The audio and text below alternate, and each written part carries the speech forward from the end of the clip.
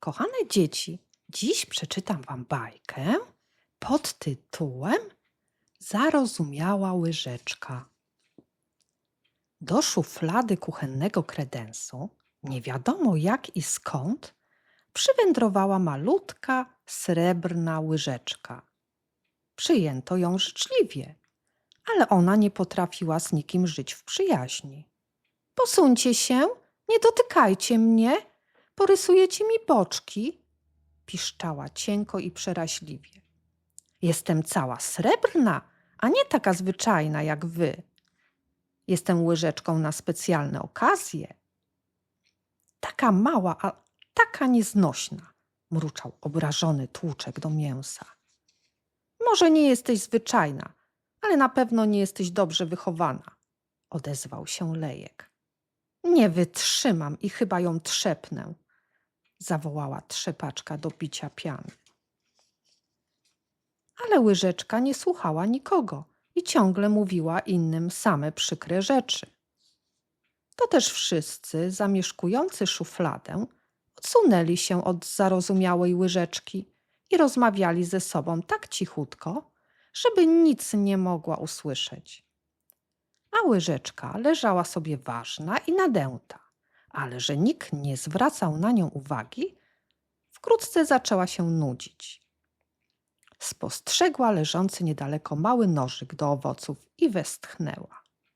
Ach, taka jestem samotna, nikt ze mną nie rozmawia. Wcale się nie dziwię, odrzekł nożyk.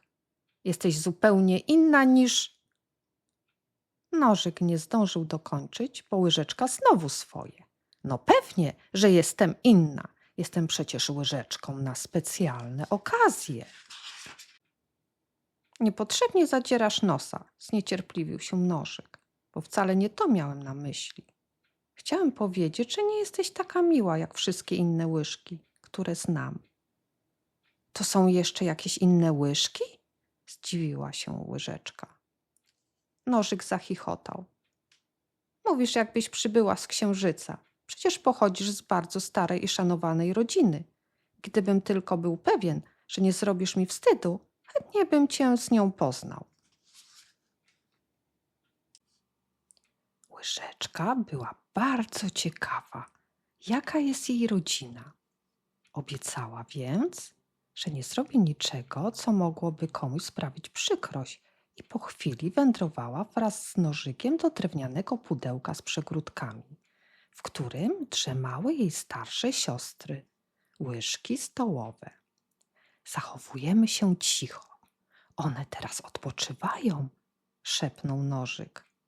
Pracują ciężko przez cały dzień. Na własne uszy słyszę kilka razy dziennie. Poproszę łyżkę, gdzie jest łyżka? Potrzebna mi łyżka. Myślę, że człowiek bardzo je sobie ceni.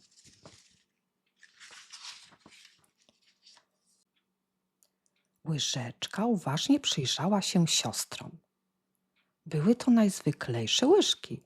Co prawda dużo większe niż ona, ale przecież nie takie ładne. Już chciała pogardliwie prychnąć, kiedy zastanowiło ją, co powiedział nożyk. Człowiek bardzo je sobie ceni. Dlaczego? Nie zdążyła jednak zapytać, bo nożyk wydostał się już po krawędzi szuflady na blat kredensu i trzeba było iść za nim. Wędrówka nie trwała długo. Wkrótce zatrzymali się przy ścianie, na której wisiały rzędem metalowe kapelusze na długich, metalowych trzonkach. To są twoje ciotki, szepnął nożyk i ukłonił się elegancko, mówiąc głośno dzień dobry. Witajcie, witajcie. Co was do nas sprowadza? Zabrzęczały kapelusze. To jest nasz nowy gość z szuflady. Mała srebrna łyżeczka, która myślała, że jest jedną łyżką na całym świecie. Przedstawił łyżeczkę nożyk. Dzień dobry, bąknęła łyżeczka i dodała. Jestem łyżeczką na specjalne okazje.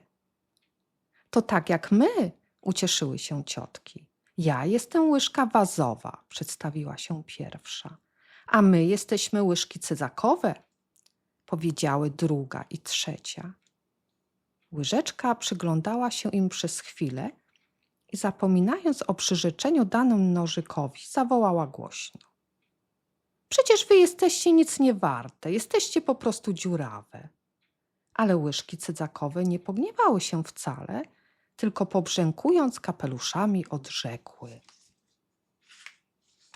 I o to właśnie chodzi.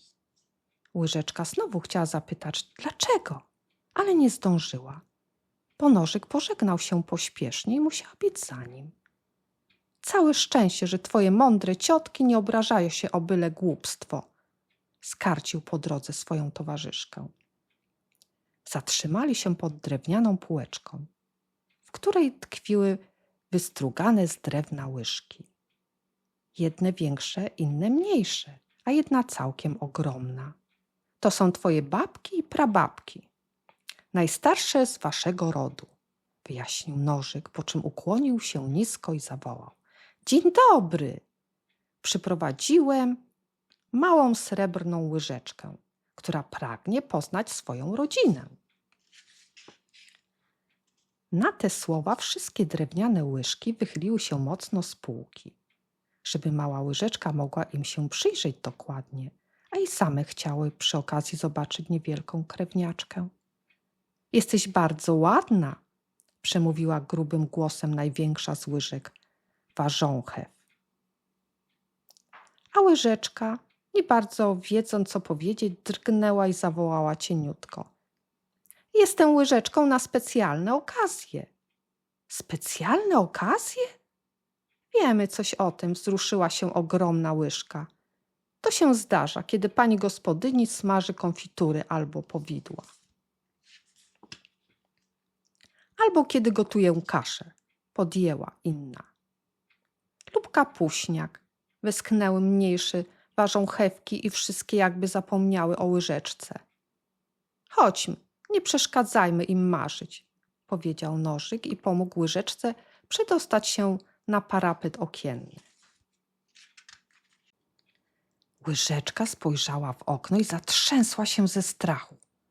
Tuż przed szybą przesunęły się ogromne stalowe zęby na długiej stalowej szyi. Potem rozwarły się i zagarnęły kęs ziemi. Potwór! Pisnęła łyżeczka i na oślep skoczyła z parapetu. Po chwili nożyk dreptał bezradnie przy niej.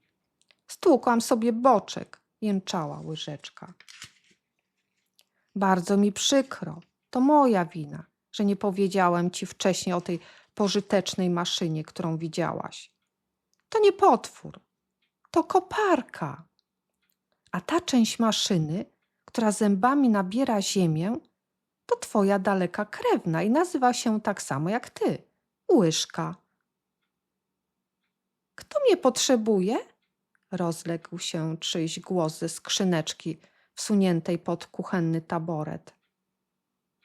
Przepraszam za kłopot, ale mała srebrna łyżeczka spadła z parapetu i stłukła sobie boczek, powiedział nożyk.